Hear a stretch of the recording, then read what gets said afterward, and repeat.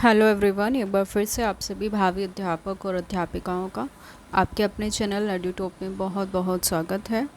जैसा कि आपको पता ही है कि हम आपके लिए डीएलएड सेमेस्टर 2 की क्लासेस इस टाइम पे चला रहे हैं यहाँ पर, और बिल्कुल इजी और शानदार तरीके से आपको यहाँ पर पढ़ाया जाता है और आगे भी पढ़ाया जाता रहेगा इसी तरीके से।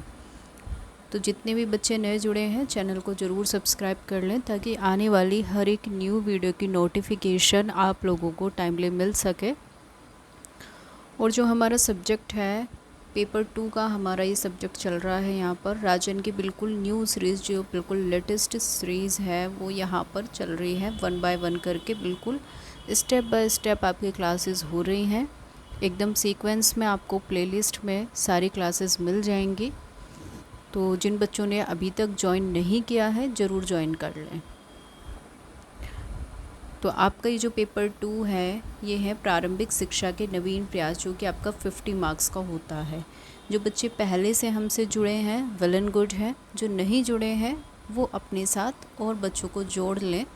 ठीक है, आप सभी से रिक्वेस्ट है कि ज़्यादा से ज़्यादा आप लोग हमें सपोर्ट कीजिए। तो देखिए 100 तक के हम क्वेश्चन कर चुके हैं कवर प्रीवियस वीडियो में। आज हम 101 से स्टार्ट कर रहे हैं। तो हमारा क्वेश्चन है आज का कि प्रारंभिक शिक्षा को सुदृढ़ करने के लिए नवीन प्रयास पर विचार प्रस्तुत कीजिए। अब अगर प्रारंभिक शिक्षा को, प्राइमरी एजुकेशन को सुदृढ़ करना है, स्ट्रॉन्ग करना है, तो उसके लिए आज सरकार ने बहुत सी नवीन योजनाएं खोल रखी हैं। सर्व शिक्षा अभियान को सफल बनाने के लिए सरकार बहुत ही ज़ोर शोर से कार्य कर रही है। स्कूल चलो अभियान के माध्यम से बच्चों को स्कूल जाने के लिए प्रेरित किया जाता रहा है, और प्राथमिक स्तर पर बालिका शिक्षा के राष्ट्रीय कार्यक्रम भी खोले गए हैं।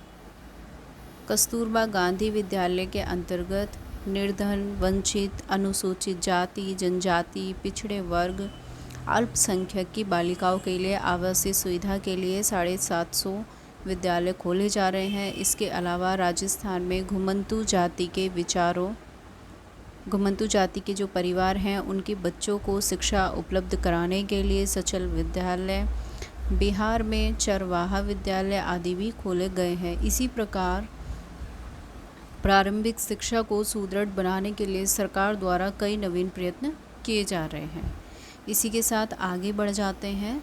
नेक्स्ट क्वेश्चन है हमारा 102, बाल अधिकार पर टिप्पणी लिखिए। चाइल्ड राइट्स बताने हमें। तो देखिए जो यूएनओ है, संयुक्त राष्ट्र संघ, उसने सार्वजनिक घोषणा की थी 10 दिसंबर 1950 को, और सभी देशों को याद दिलाया कि प्रत्येक बालक और बालिका को शिक्षा प्राप्त करने का अधिकार है। शिक्षा को प्रारंभिक स्तर पर निःशुल्क होना चाहिए, पूरे तरीके से फ्री कर दिया जाए प्राइमरी एजुकेशन को। तो संयुक्त राष्ट्र संघ ने बालकों के अधिकार की जो घोषणा की वो 20 नवंबर 1889 को की गई। इस घोषणा का मूल उद्देश्य विश्व के समस्त बालकों के लिए मूलभूत मानवीय अधिकारों को सुनिश्चित करना था। भारत सरकार ने इस घोषणा को 11 दिसंबर 1992 को अंगीकृत किया, और संयुक्त राष्ट्र संघ द्वारा घोषित बालकों के अधिकार संबंधी बिंदु भी निम्नलिखित हैं। यहाँ पर जान लेते हैं कि बच्चों के क्या क्या अधिकार हैं। सबसे पहला तो है कि हर बच्चे को जन्म से ही राष्ट्रीयता का अधिकार होना चाहिए। बिना किसी प्रजाति, लिंग, धर्म, राष्ट्रीय भेदभाव के सभी बच्चों को उक्त घोषणा पत्र में अंकित अधिकारों का उपयोग करने का अधिकार है। उनको उन सभी विशेष संरक्षण, अवसरों और सुविधाओं को पाने का अधिकार है जो उन्हें स्वाधीनता और सम्मान के एक स्वस्थ और सामान्य ढंग से विकसित करने में समर्थ बनाए। उनमें से प्रत्येक को ये अधिकार है कि उनको एक नाम हो और उनकी एक राष्ट्रीयता हो। ठीक है, उनको सामाजिक सुरक्षा पाने का भी अधिकार है, पर्याप्त पोषण हो, आवास और चिकित्सा सेवाएं उसको मिले। यदि वो बाधित और अपंग हैं तो उन्हें विशेष चिकित्सा, शिक्षा और देखभाल पाने का अधिकार भी है। उन्हें प्रेम, सद्भाव, प्यार, सुरक्षा के वातावरण को यथासंभव अपने माता पिता की देखभाल और जिम्मेदारी पाने का भी अधिकार है। इस तरीके से आगे बढ़ जाते हैं। क्वेश्चन नेक्स्ट है हमारा, शिक्षा का अधिकार अधिनियम 2009 क्या है? आरटीई एक्ट आपको 2009 बताना है।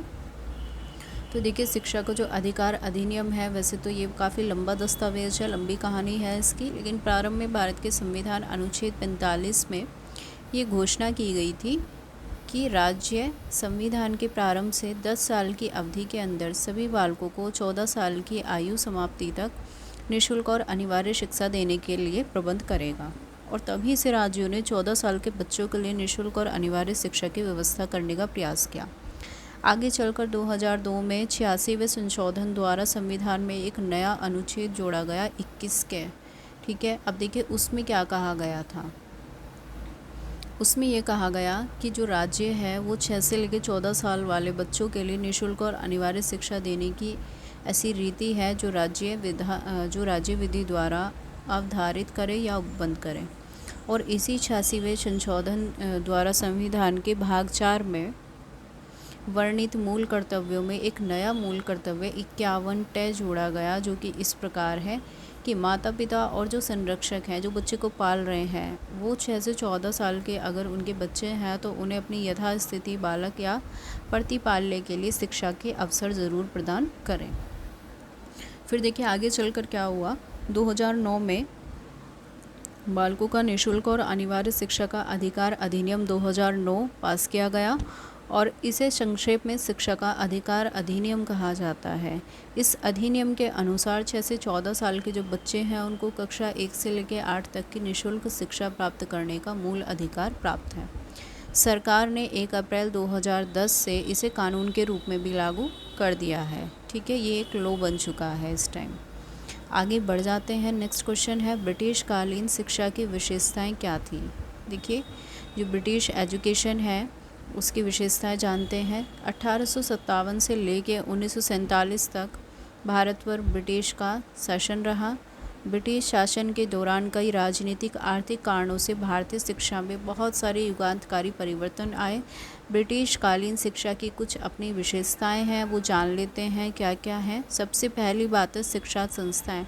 देखिए, ब्रिटिश काल में संपूर्ण शिक्षा को प्राइमरी और फिर उसके बाद माध्यमिक, देन उसके बाद उच्च शिक्षा के 3 स्तरों में बांटा गया था।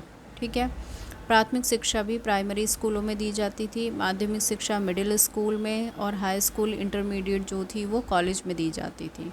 और उच्च शिक्षा के लिए डिग्री कॉलेज और विश्वविद्यालय स्थापित किए गए थे। बात आ जाती है पाठ्यक्रम की, आपके सिलेबस की। तो ब्रिटिश काल में इतिहास, भूगोल, गणित, सामाजिक अध्ययन और कृषि आदि सामान्य विषयों की शिक्षा भी दी जाती थी, लेकिन प्रमुख स्थान दिया गया था यूरोपियन साहित्य और विज्ञान को। ठीक है, जो भी यूरोपियन लिटरेचर था उसको सबसे ज़्यादा ध्यान में रखा गया। छोटी कक्षाओं में शिक्षा मातृभाषा और क्षेत्रीय भाषा के माध्यम से दी जाती थी। लेकिन माध्यमिक और उच्च शिक्षाओं में अंग्रेजी माध्यम से शिक्षा दी जाती थी। ठीक है, आगे बढ़ जाते हैं इसी के साथ। नेक्स्ट है शिक्षण विधियाँ। देखिए, टीचिंग मेथड्स क्या है। ब्रिटिश काल में प्राचीन काल और मध्यकाल की तरह ही अधिकांशतः व्याख्यान विधि का प्रयोग किया जाता था। ठीक है, विज्ञान विषयों की शिक्षा के लिए प्रयोगात्मक शिक्षण की व्यवस्था भी की जाती थी। ध्यान रखिएगा, सबसे ज़्यादा कौन सा मेथड यूज़ किया गया, लेक्चर मेथड। और लेकिन जो विज्ञान विषय है उसके लिए प्रयोगात्मक, जो आपका एक्सपेरिमेंटल मेथड होता है, बच्चा इसमें सबसे ज़्यादा सीखता है। आगे बढ़ जाते हैं। नेक्स्ट है, देखिए परीक्षा प्रणाली कैसी हुआ करती थी उस टाइम पे। ब्रिटिश काल में लिखित, मौखिक और क्रियात्मक परीक्षा के द्वारा छात्रों के शैक्षिक विकास का मापन किया जाता था। विभिन्न विषयों में छात्रों के ज्ञान को अंकों की मदद से अभिव्यक्त किया जाता था। छात्रों को उत्तीर्ण, अनुत्तीर्ण, प्रथम, द्वितीय, तृतीय श्रेणी का जो रिवाज चला है, फर्स्ट, सेकंड, थर्ड, वो कहाँ से स्टार्ट हुआ है, ब्रिटिश काल से। आगे बढ़ जाते हैं। अध्यापक प्रशिक्षण। देखिए, टीचर्स को जो ट्रेनिंग दी जाती है औपचारिक रूप से, जैसे कि आप लोग ट्रेनिंग ले रहे हैं डीएलएड की या फिर कोई बीएड की ट्रेनिंग लिए हुए हैं, तो इसी तरीके से जो है ये चीज़ें शुरुआत की गई थी ब्रिटिश काल में। प्राथमिक और निम्न माध्यमिक स्तर की कक्षाओं के शिक्षकों को नवीन शिक्षण विधियां, विद्यालय प्रशासन और शिक्षा मनोविज्ञान का जो ज्ञान है वो कराकर उन्हें शिक्षा कला में पारंगत किया जाता था। नेक्स्ट है परीक्षा प्रणाली। देखिए, ब्रिटिश कालीन शिक्षा में औपचारिक परीक्षा प्रणाली का प्रारंभ किया गया। लिखित मौखिक क्रियात्मक परीक्षा के द्वारा छात्रों के शैक्षिक विकास का मापन होता था और छात्रों के विभिन्न विषयों के ज्ञान को अंकों द्वारा व्यक्त किया जाता था। जो भी आपके जैसे अलग अलग सब्जेक्ट के जो आपके नंबर हैं उनको दिया जाता था। छात्रों को उत्तीर्ण, अनुत्तीर्ण, फर्स्ट, सेकंड, थर्ड, वही ये जो नियम है ये ब्रिटिश काल से ही स्टार्ट हुआ है। इसी के साथ आगे बढ़ जाते हैं। नेक्स्ट क्वेश्चन है, वुड के घोषणा पत्र में प्राथमिक शिक्षा के लिए क्या सुझाव दिए गए। अब देखिए, जो घोषणा पत्र है उसमें प्राथमिक शिक्षा के लिए कहा गया कि अब सरकार सामान्य जनता की शिक्षा की तरफ ध्यान दे। इसलिए घोषणा पत्र में ये उल्लेख किया गया कि व्यक्तिगत शिक्षा संस्थाओं को सरकारी अनुदान देकर हमें आशा है कि सरकार को शिक्षा प्रसार के लिए अनेक उदार व्यक्तियों से सहायता मिलेगी। धनी वर्ग अपने शिक्षा भार को स्वयं वहन करे। ये कहा गया कि जो लोग रिच फैमिली से हैं, जो लोग अच्छे खासे पैसे वाले हैं, वो अपनी शिक्षा का भार खुद उठाएं। अब हमारा ध्यान विशेषतया मध्यम और साधारण वर्ग की शिक्षा के लिए उपयुक्त स्कूलों की स्थापना और देशी पाठशालाओं के प्रोत्साहन की तरफ होना चाहिए। प्राथमिक शिक्षा का क्या उद्देश्य और रूप हो, इस विषय में घोषणा पत्र में स्पष्ट कहा गया कि उच्च शिक्षा के समान ही प्राथमिक शिक्षा का जो उद्देश्य है वो यूरोप के ज्ञान का प्रसार करना है। अंतर केवल इतना होगा कि प्राथमिक शिक्षा स्तर पर ये जो ज्ञान है वो साधारण स्तर का होगा और स्थानीय भाषाओं के माध्यम से इसे प्रसारित किया जाएगा। ये कह दिया था कि सिर्फ अंतर इतना रहे कि जो आपका प्राइमरी सेक्टर है उसमें जो लैंग्वेज हो वो आपकी क्षेत्रीय भाषा हो, स्थानीय भाषा हो। आगे बढ़ जाते हैं। नेक्स्ट क्वेश्चन है, वुड के घोषणा पत्र में माध्यमिक शिक्षा के लिए क्या सुझाव दिए गए।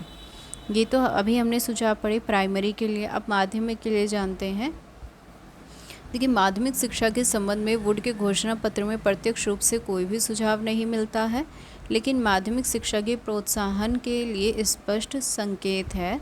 भारतीय शिक्षा का जो उद्देश्य है वो है यूरोपीय उच्च कला, विज्ञान, दर्शन, यूरोपीय साहित्य, संक्षेप में यूरोपीय ज्ञान का प्रसार करना निश्चित किया गया था। शिक्षा के इस उद्देश्य की प्राप्ति के लिए माध्यमिक स्कूलों द्वारा की गई, ठीक है, जो इस उद्देश्य की प्राप्ति की गई किसके थ्रू की गई, माध्यमिक स्कूल्स के थ्रू, जिनमें शिक्षा का माध्यम अंग्रेजी था। अंत में ये कहा जा सकता है कि जो घोषणा पत्र है उसकी सिफारिशें माध्यमिक शिक्षा की वृद्धि के लिए सहायक सिद्ध हुई हैं। आगे बढ़ जाते हैं। वुड के घोषणा पत्र में स्त्री शिक्षा के लिए देखिए क्या कहा गया था। उन्होंने कहा कि जो स्त्री है उसकी शिक्षा के लिए सरकारी सहायता के बारे में उन्होंने सबसे ज़्यादा बोला कि स्त्री शिक्षा के प्रोत्साहन की दिशा में जो भी प्रयास किए जा रहे हैं उसके लिए मैं हार्दिक सहानुभूति प्रकट किए बिना नहीं रह सकती। वुड ने स्त्री शिक्षा के संबंध में घोषणा पत्र में कहा कि भारत में स्त्री शिक्षा को सरकार द्वारा स्पष्ट और मैत्रीपूर्ण सहायता मिलनी चाहिए। हृदय से हम अपनी सहमति प्रकट करते हैं। घोषणा पत्र में ये भी सिफारिश की गई कि अनुदान प्रथा शिक्षा स्त्री शिक्षा में लागू की जाए। अनुदान ग्रांट सिस्टम जैसे स्कॉलरशिप वगैरह दी जाती है। आगे बढ़ जाते हैं। नेक्स्ट क्वेश्चन है हमारा, हंटर आयोग के देशी शिक्षा से जुड़े प्रस्ताव लिखिए। देखिए, हंटर आयोग ने देशी शिक्षालयों के बारे में कहा कि जो देशी शिक्षालय हैं उसका तात्पर्य भारतवासियों द्वारा भारतीय प्रणालियों के आधार पर संचालित स्कूलों की शिक्षा से है। आयोग ने इनको नए साँचे में सम्मिलित करने के लिए स्कूल के विकास और संरक्षण की सिफारिश की। अनंत काल की बाधाओं और कठिनाइयों का सामना करते हुए भी देशी स्कूल आज तक जीवित हैं। यह उनकी सजीवता सर्वप्रियता का द्योतक है। हंटर आयोग ने कहा कि देशी स्कूलों को यदि सरकार सुझावों के अनुसार स्वीकार कर लेती है और सहायता देती है तो अवश्य ही शिक्षा प्रणाली में सुधार की आवश्यकता की आशा की जा सकती है। इसी प्रकार से सरकार द्वारा संचालित राष्ट्रीय शिक्षा में एक महत्वपूर्ण स्थान की पूर्ति कर सकते हैं। देशी स्कूलों के महत्व को स्वीकार करते हुए हंटर आयोग ने बहुत सारे सुझाव दिए हैं। सबसे पहला है कि उच्च और निम्न सभी प्रकार के देशी विद्यालयों को सरकार प्रोत्साहन दे। देशी पाठशालाओं में प्रवेश पाने के लिए किसी भी प्रकार का प्रतिबंध ना लगाया जाए। सरकार द्वारा उनके पाठ्यक्रम में किसी भी प्रकार का हस्तक्षेप ना किया जाए और पाठ्यक्रम में सभी उपयोगी विषयों को शामिल करने के लिए सरकार विशेष सहायता दे। देशी विद्यालयों के शिक्षकों के प्रशिक्षण का उच्च प्रबंध हो। ठीक है भाई, इसी के साथ आगे बढ़ जाते हैं हम और ये आज का हमारा लास्ट क्वेश्चन है। इसके बाद हमारा सिलेबस पूरे तरीके से हो जाएगा कंप्लीट। एनसीईआरटी के कार्य आपको बताने हैं। राष्ट्रीय शैक्षिक अनुसंधान प्रशिक्षण परिषद, कई बार इसकी फुल फॉर्म भी आपसे पूछ ली जाती है और ये क्वेश्चन काफ़ी इम्पोर्टेंट है। देखिए, इसके कार्य जान लेते हैं। एनसीईआरटी का जो मुख्य उद्देश्य है वो है जो स्कूली शिक्षा है और शिक्षा का प्रसार करना और उसमें गुणात्मक सुधार करना, और इस कार्य के लिए सरकार को समय समय पर सलाह देना, साथ ही सरकार की नीति के अनुसार स्कूली शिक्षा और शिक्षा के स्वरूप का निर्धारण करना भी है। इसके उद्देश्य और कार्यों को आगे लिपिबद्ध किया जा सकता है। देखिए, सबसे पहला है स्कूली शिक्षा, शिक्षकों के प्रशिक्षण कार्यक्रम की रूपरेखा निश्चित करना, उसके लिए प्रशिक्षण और अभिनव पाठ्यक्रम की व्यवस्था करना किसका काम है? एनसीईआरटी का। नेक्स्ट है फिर स्कूली शिक्षा और शिक्षा से संबंधित सूचनाएं और आंकड़े इकट्ठे करना, उन्हें प्रकाशित और प्रसारित करना। प्रतिभा खोज परीक्षा और जवाहर नवोदय विद्यालय प्रत्येक परीक्षा का संपादन करना। प्रौढ़ शिक्षा के क्षेत्र में तकनीकी सहयोग देना। राष्ट्रीय जनसंख्या शिक्षा कार्यक्रम में तकनीकी सहयोग देना। राष्ट्रीय पर्यावरण शिक्षा कार्यक्रम में तकनीकी सहयोग देना। और स्कूली शिक्षा, जनसंख्या शिक्षा, पर्यावरण शिक्षा, प्रौढ़ शिक्षा, शिक्षा संबंधी पत्र पत्रिकाओं का संपादन प्रकाश करना और इनका कोमल उपागम तैयार करना, उसका प्रसारण करना। स्कूली शिक्षा के विभिन्न स्तरों का स्वरूप, उसके स्तरमान को निर्धारित करना। स्कूली शिक्षा के विभिन्न स्तरों के उद्देश्य निश्चित करना और उनके पाठ्यचर्या का निर्माण करना। ठीक है, करिकुलम डिज़ाइन करना लेवल के अकॉर्डिंग। फिर है स्कूली शिक्षा के विभिन्न स्तरों के लिए पाठ्य पुस्तक का निर्माण करना और स्कूली शिक्षा के लिए विभिन्न स्तरों के लिए शिक्षण विधि, जो टीचिंग मेथड है वो कौन सी यूज़ हो, उसका विकास करना। स्कूलों में विज्ञान की शिक्षा के लिए विज्ञान किट तैयार करना। स्कूली शिक्षा के विभिन्न स्तरों के छात्रों की शैक्षिक उपलब्धियों के मूल्यांकन के लिए वस्तुनिष्ठ तकनीकी का विकास करना।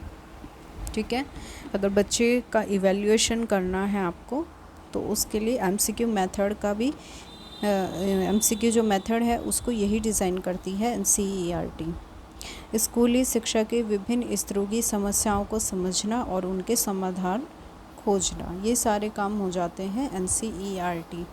तो देखिए, आप खुद देख सकते हैं यहाँ तक हमारा पूरी तरीके से आज सिलेबस हो जाता है कंप्लीट। ठीक है, पेपर 2 आपका ये पूरी तरीके से कंप्लीट हो चुका है और आपका हिंदी का सिलेबस मैं पहले ही कवर करा चुकी हूँ। पेपर 1 का आपका सिलेबस आज ये हो चुका है पहले कंप्लीट और पेपर 2 का आज हमारा हो जाता है पूरी तरीके से कंप्लीट। अगर आपको कोई भी क्वेरी है तो आप किसी भी वक्त मुझे कमेंट करके कमेंट बॉक्स में अपनी प्रॉब्लम पूछ सकते हैं, मैं आपकी हर कमेंट का जवाब दूंगी।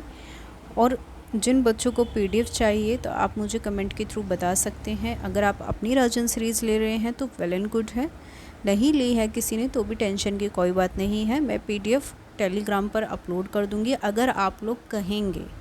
ठीक है, अगर आप लोग कहेंगे तो, क्योंकि अगर नीड नहीं है तो अच्छी बात है अगर आप अपनी ले रहे हैं, लेकिन अगर आपको नीड है, आप बोलते हैं, तो मैं आपके लिए ज़रूर कर दूंगी इतना काम।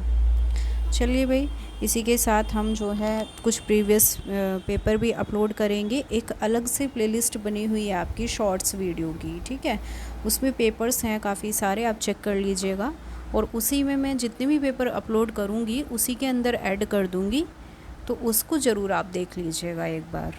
ठीक है, तो अब हम एक कोई नया सब्जेक्ट लेकर के आएंगे और इसी शानदार और इजी वे में आपको समझाएंगे हर एक चीज़, हर एक लाइन। चलिए मिलते हैं नेक्स्ट न्यू सब्जेक्ट और न्यू क्लासेस के साथ में। तब तक के लिए सभी को have a good day, bye bye, thank you so much.